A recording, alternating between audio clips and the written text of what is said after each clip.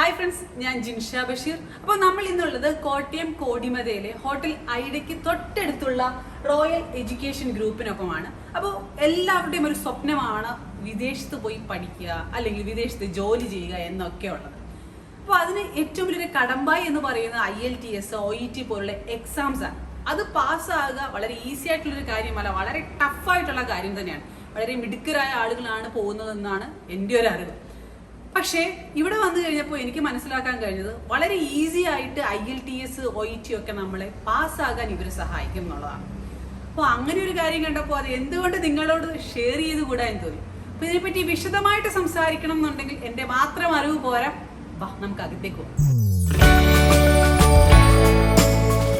Royal education ഗ്രൂപ്പിന്റെ director Saji Pullappally നമ്മളോടൊപ്പമുണ്ട്. Hi. അപ്പോൾ ഞാൻ തുടക്കത്തിൽ ഒരു ഇൻട്രോ പറഞ്ഞിട്ടുണ്ടായിരുന്നു. IELTS, അതുപോലെ OET, പ്രോമെട്രിക്, MOH ഇതുപോലുള്ള എക്സാം വളരെ ഈസി ആയിട്ട് നിങ്ങൾ പാസ്സാക്കി വിടുന്നുള്ളത് നമ്മൾ അറിഞ്ഞിട്ടുണ്ടായിരുന്നു.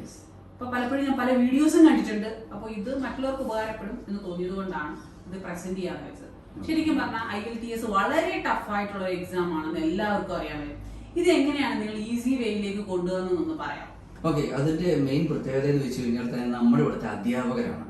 അധ്യാപകർ എന്ന് പറഞ്ഞാൽ ടിസോൾ, സെൽറ്റ സർട്ടിഫൈഡ് ട്രെയിനേഴ്സ് ആണ് നമുക്കിവിടെ IELTSന്റെ ക്ലാസ് എടുക്കുന്നത്. അപ്പോൾ അതുകൊണ്ടുള്ള ഗുണം എന്താണെന്ന് വെച്ച് കഴിഞ്ഞാൽ ഓരോ സ്റ്റുഡൻസിന്റെയും അവിടെ ലെവൽ മനസ്സിലാക്കിയിട്ട് തന്നെ ക്ലാസ് എടുക്കാൻ പറ്റും. അപ്പോൾ ബേസിക് ലെവൽ മുതലേ നമ്മൾ ഗ്രാമർ മുതലുള്ള ക്ലാസ്സുകൾ എടുത്താണ് നമ്മളിവിടെ IELTSന് ക്ലാസ് ജോയിൻ ചെയ്യുന്ന പിള്ളേർക്ക് കൊടുക്കുന്നത്. ഞാനൊരു ഡൗട്ട് ചോദിക്കട്ടെ. ഇപ്പൊ ചിലത് ആവറേജ് സ്റ്റുഡൻസ് ഉണ്ടാവും, നല്ല ടാലന്റ് ഉള്ള സ്റ്റുഡൻസ് ഉണ്ടാവും. ഈ ആവറേജ് സ്റ്റുഡൻസും ടാലന്റ് ഉള്ള സ്റ്റുഡൻസും വന്നു കഴിഞ്ഞാൽ നമ്മൾ എങ്ങനെ ഇവരെ പാസ്സാക്കി, ഇപ്പൊ എല്ലാവരെയും പാസ്സാക്കുന്നതാണ്, എങ്ങനെ നമുക്കത് ചെയ്യാൻ കഴിയും? അത് നമ്മൾ ആദ്യം വരുന്ന സമയത്ത് തന്നെ അവർക്കൊരു മോക്ക് എക്സാം നമ്മൾ നടത്തും, ബേസിക് ആയിട്ടുള്ള കാര്യങ്ങൾ. അപ്പൊ ആ ക്ലാസ്സിനെ ബേസ് ചെയ്തിട്ടാണ് അവരുടെ ലെവൽ നമ്മൾ അളക്കുന്നത്. അപ്പൊ ലെവൽ 1, ലെവൽ 2, ലെവൽ 3 ഈ 3 ലെവലിലാണ് നമ്മുടെ ക്ലാസ് ഇവിടുന്ന് പോകുന്നത്. അതിൽ നിന്ന് മനസ്സിലാക്കിയിട്ടാണ് ലെവൽ 1-ലെ ഏത് സ്റ്റുഡന്റ് വേണം, അല്ലെങ്കിൽ ലെവൽ 2-ൽ ഏത് വേണം, ലെവൽ 3 അങ്ങനെയാണോ? അതെ, ചിലപ്പോൾ അവർക്ക് ഗ്രാമർ നല്ലപോലെ അറിയാവുന്ന ആൾക്കാരായിരിക്കും. അപ്പൊ നമ്മൾ അവർ ഗ്രാമർ ക്ലാസ് എടുത്തേണ്ട കാര്യമില്ല. ദെൻ ലെവൽ 2-ലേക്ക് ഒരു പോയാൽ മതി. ലെവൽ 3 അഡ്വാൻസ്ഡ് ക്ലാസ് ആണ്. അവർ എക്സാം പ്രിപ്പറേഷൻ ക്ലാസ് ആയിരിക്കും ലെവൽ 3-ൽ ഇരിക്കുന്ന ആൾക്കാർ. ദെൻ എക്സാമിന് ഡേറ്റ് എടുത്തിട്ടുള്ള ആളുകളായിരിക്കും. സജീവായിട്ട് ഞാൻ ഡിസ്കസ് ചെയ്ത സമയത്ത് സജി പറഞ്ഞ ഒരു കാര്യം ഞാൻ നോട്ട് ചെയ്തിട്ടുണ്ടായിരുന്നു. ഈ പ്രോമെട്രിക് ഒക്കെ എഴുതുമ്പോൾ ഫസ്റ്റ് അറ്റംപ്റ്റിൽ ലഭിച്ചില്ലെങ്കിൽ മണി ബാക്ക് അല്ലെങ്കിൽ ക്യാഷ് തിരികെ കൊടുക്കണം. ശരിക്കും പറഞ്ഞാൽ സത്യാവസ്ഥ എന്താ? അത് നമ്മളിപ്പോ ഓൾറെഡി പ്രോമെട്രിക് കോച്ചസ് ഒക്കെ തുടങ്ങിയിട്ട് 11 വർഷമായി. അപ്പൊ 11 വർഷമായിട്ടുള്ളത് കൊണ്ട് നമ്മളെ സംബന്ധിച്ച് ഏതൊക്കെ ഭാഗത്തുനിന്ന് ക്വസ്റ്റ്യൻ വരും എന്നുള്ളതൊക്കെ നമ്മുടെ ടീച്ചേഴ്സിന് ഒരുമാതിരി ഐഡിയ ഉണ്ട് അവർക്ക്. അപ്പൊ അതുകൊണ്ടാണ് നമ്മൾ ഇവിടുന്ന് ആ ക്ലാസ് കൊടുക്കുന്നത്. Even Prometric, DHA, hard, MOH ഇങ്ങനെയുള്ള കോഴ്സുകൾക്ക് നമ്മൾ മണി ബാക്ക് ഗ്യാരണ്ടീഡ് ആണ്. ഒരാൾ എക്സാം എഴുതിയിട്ട് പാസ് ആയില്ല എന്നുണ്ടെങ്കിൽ നമ്മൾ അവരുടെ പൈസ മുഴുവൻ തിരിച്ചു കൊടുക്കും. അത് വളരെ നല്ല കാര്യമാണ്. ഞാൻ വേറൊരു ഇൻസ്റ്റിറ്റ്യൂട്ട് അങ്ങനെ ചെയ്ത് കണ്ടില്ല. കാരണം എന്റെ സിസ്റ്റർ BSc നഴ്സ് ആണ്. അപ്പൊ MOH ഈ പ്രോമെട്രിക് ഈ വേർഡ് എനിക്ക് ഫെമിലിയർ ആണ്. സൗദിയിൽ അവളുടെ എക്സാം MOH ആയിരുന്നു. ശരിക്കും പറയാം MOH സൗദിക്ക് മാത്രമല്ല. അല്ല, MOH അല്ല, സൗദിക്കും MOH എന്ന ആൾക്കാർ പറയുന്നത് പ്രോമെട്രിക് തന്നെയാണ്. അപ്പൊ സൗദിക്കും ഖത്തർ, ഒമാൻ ഈ 3 രാജ്യങ്ങളിലേക്കും പ്രോമെട്രിക് ആണ്.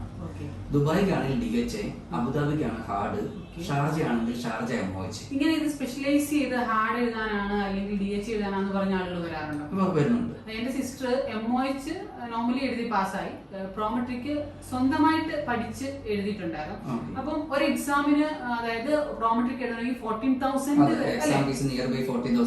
അതിൽ ഒരു തവണ ഫെയിൽ ആവുക എന്നുള്ളത് ശരിക്കും പറഞ്ഞാൽ നിങ്ങൾ ആരെങ്കിലും പ്രോമെട്രിക്കോ അല്ലെങ്കിൽ അങ്ങനെയുള്ള എക്സാം IELTSോ അങ്ങനെയൊക്കെയുള്ള എക്സാം എഴുതുന്നുണ്ടെങ്കിൽ ഫസ്റ്റ് അറ്റംപ്റ്റിൽ തന്നെ നിങ്ങൾ പാസ് ആവുകയാണെങ്കിൽ നിങ്ങൾക്ക് അത്രയും മണി നിങ്ങൾ സേവ് ചെയ്തതാണ്. പിന്നെ നിങ്ങൾ ഫെയിൽ ആയി 1, 2, 3 തവണ എഴുതുകയാണെങ്കിൽ ഒരുപാട് മണിയല്ലേ, ഒരുപാട് ക്യാഷ് ഓരോ എക്സാമിന് നിങ്ങൾക്ക് ചിലവാകും.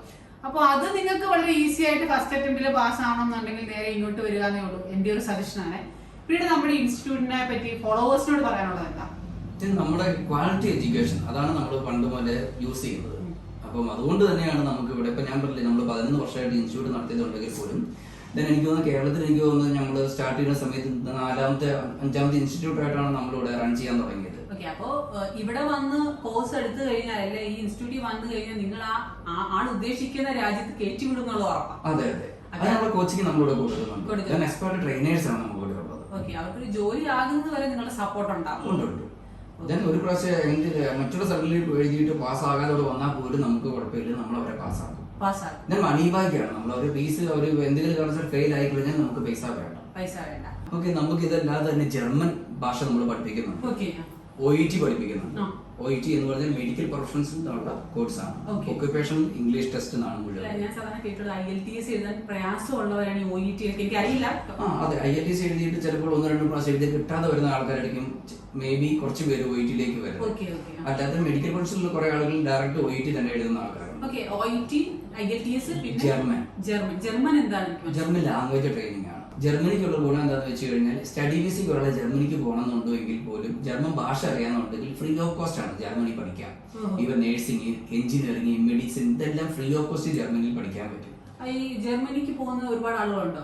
ഉണ്ട്. കാരണം ഇപ്പൊ നമ്മളിവിടെ ഒരു മെഡിസിൻ ഇവിടെ ഒരാൾ പഠിക്കുന്നുണ്ടോ എങ്കിൽ നല്ല പേയ്മെന്റ് വരും. ഈവൻ നിയർ ബൈ 1 crore ഒക്കെ കോസ്റ്റ് വരുന്നുണ്ട്. ഇത് നമ്മൾ ചൈന, റഷ്യ എന്നുള്ള സ്ഥലങ്ങളിൽ പോലും നമ്മൾ ഈ പറഞ്ഞ ഉക്രൈൻ അങ്ങനെ പല രാജ്യങ്ങളിലേക്ക് പോകണമെങ്കിൽ പോലും ഇവൻ ഒരു 24 lakhs ആണ് എബോവ് വരും. ഇത് ഫ്രീ ആണ് ജർമ്മനി. അതായത് ജർമ്മൻ ഭാഷയെ നമ്മൾ പഠിച്ച് പാസ്സായി അവിടെ പോവുകയാണെങ്കിൽ അതിന് ടെസ്റ്റ് ഉണ്ടല്ലോ അല്ലേ? പാസ്സായി പോവുകയാണെങ്കിൽ നമുക്ക് ഫ്രീ ആയിട്ട് അവിടെ പഠിക്കാൻ പറ്റും. ഏത് കോഴ്സും പഠിക്കാം. +2 കഴിഞ്ഞ ഒരാൾക്കുള്ള ഏത് കോഴ്സും പഠിക്കാം. അപ്പൊ നമ്മൾ ചെയ്യുന്നത് ഇപ്പോ IELTS, OET, ജർമ്മൻ ലാംഗ്വേജ്, പിന്നെ പ്രോമട്രിക്ക് കോച്ചിങ്, അതുപോലെ ഹാർഡ്, എല്ലാ കോച്ചിങ്ങും. അതായത് വിദേശ രാജ്യത്തേക്ക് എഡ്യൂക്കേഷനോ അല്ലെങ്കിൽ ജോബിനോ പോകുന്നവർക്ക് വേണ്ടിയിട്ടുള്ള എല്ലാ കോഴ്സുകളും ഇവിടെ ചെയ്യുന്നുണ്ടല്ലേ? പിന്നെ ഇതുപോലെ തന്നെ നേഴ്സുമാർക്ക് ഈവൻ ജർമ്മനിയിൽ ഇപ്പോൾ ഒരു 70,000 നേഴ്സുമാരെ വേണം. അപ്പൊ നേഴ്സുമാർ ജർമ്മൻ പഠിക്കുന്ന ആളുകളുടെ എണ്ണം ഭയങ്കര കുറവാണ്. ജർമ്മനിയിലെ നേഴ്സുമാർക്കുള്ള ഫെസിലിറ്റികൾ, അത് ഗവൺമെന്റ് കൊടുക്കുന്ന ഫെസിലിറ്റികൾ വളരെ വലുത്, മറ്റുള്ള രാജ്യക്കാർ കൊടുക്കാത്ത ഫെസിലിറ്റികളാണ്.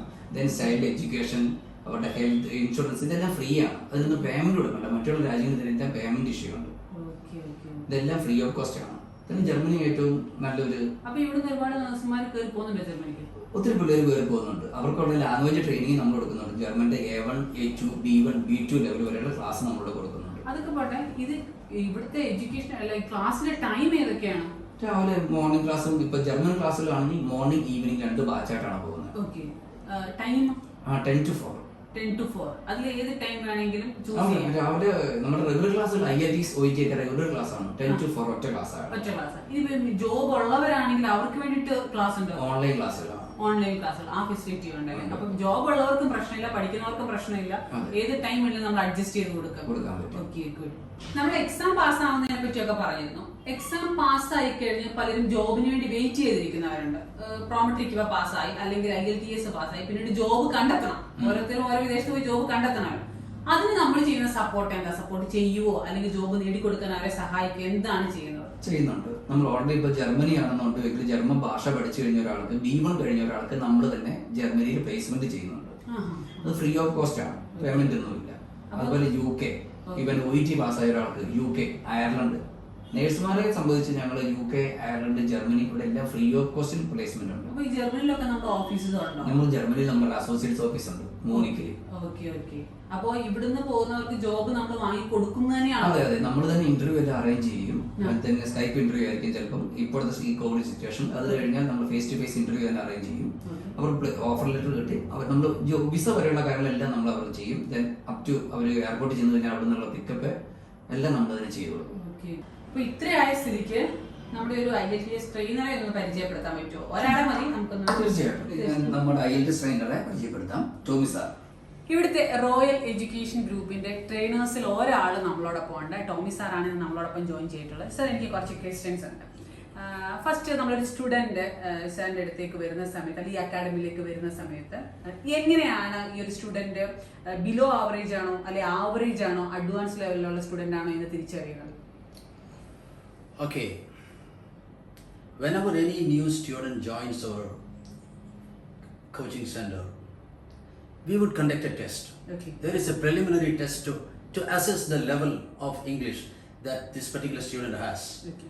So we would like to place him or her in a particular class, Okay. Depending on the standard of English that he or she has. Okay. It won't take much time. In addition to this particular preliminary test, a face-to-face interview will be enough for us to gauge the real level, where exactly this particular student stands can be understood. And then we will proceed, because we have plenty of material here. We know exactly how to deal with the difficulty of each student. There are students who have difficulty with the grammar, but primarily the most important problem that I have come across is with regard to vocabulary. Most of them have below required level of vocabulary, and that has to be enhanced. And there are ways. We have techniques here to enhance the vocabulary, to enrich their vocabulary. അപ്പോൾ ഇദ്ദേഹം പറഞ്ഞ കുറേ കാര്യങ്ങൾ ഞാൻ പറഞ്ഞുതരാം. ഇവിടെ വരുന്ന അദ്ദേഹത്തിന്റെ അടുത്ത സ്റ്റുഡൻസിന് ഒരു പ്രിലിമിനറി ടെസ്റ്റ് ഉണ്ടാവും. ആ പ്രിലിമിനറി ടെസ്റ്റ് നമ്മൾ ചെക്ക് ചെയ്യും. അതിന് മുന്നേ അദ്ദേഹത്തിന് ഫേസ് ടു ഫേസ് ആയിട്ടിരുന്ന് അദ്ദേഹം ഒരു ഫേസ് ടു ഫേസ് ആയിട്ടിരിക്കുമ്പോൾ തന്നെ അദ്ദേഹത്തിന് കാര്യങ്ങൾ മനസ്സിലാവും. അദ്ദേഹം കൂടുതൽ ഫേസ് ചെയ്യുന്ന ഒരു കാര്യം പ്രശ്നം വരുന്നത് എന്താണെന്ന് വെച്ചാൽ ഗ്രാമറിനെക്കാട്ടി കൂടുതൽ വൊക്കാബുലറിയാണ്. അതായത് കുട്ടികളെ ആ ഒരു ബിലോ ആവറേജ് ആണ് വെക്കാബുലറിയുടെ കാര്യത്തിൽ വരുന്ന സ്റ്റുഡൻസ് ബിലോ ആവറേജ് അല്ലേ? Because that's like the bricks for a building. Okay. Without bricks we cannot have a building. Primarily there should be some blocks, building blocks, and vocabulary serves as a building block. Grammar comes next, and about grammar, what I should say is, it doesn't have to be separately taught as such. It has to come contextually. It has to be learned spontaneously. It should come more naturally. There is no requirement. I am personally against teaching grammar as such. It can be there, but it has to come contextually, not in isolation. Grammar shouldn't be taught in isolation at all. I think that's what's going on, happening in most of the schools here in Kerala. Children may be good at grammar, but when the situation demands them to speak in grammatically correct sentences, they falter. So this is the reason. In practical application, most of our students fail when it comes to articulation in English. But if you ask a student what is present perfect, they may be able to give the formula. Yeah. But when it is required in real life situations, they fail.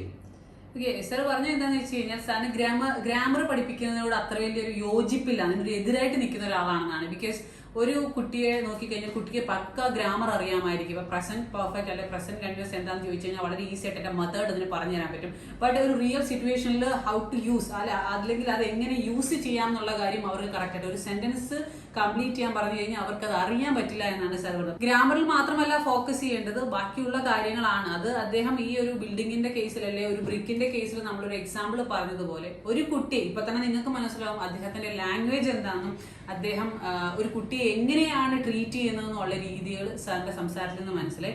ആദ്യമായിട്ട് ഈ royal education അക്കാഡമിയുടെ facility കൂടി ഒന്ന് കാണിച്ചു തരാം. അതിനുശേഷം നമുക്ക് ഇതൊന്ന് wind up ചെയ്യാം. അപ്പൊ sir, thank you so much ഇത്രയും നേരം എന്നോടൊപ്പം അല്ലെങ്കിൽ ഞങ്ങളോടൊപ്പം ഈ ഒരു ഫോളോവേഴ്സിന് വേണ്ടി സംസാരിച്ചത്. Thank you so much.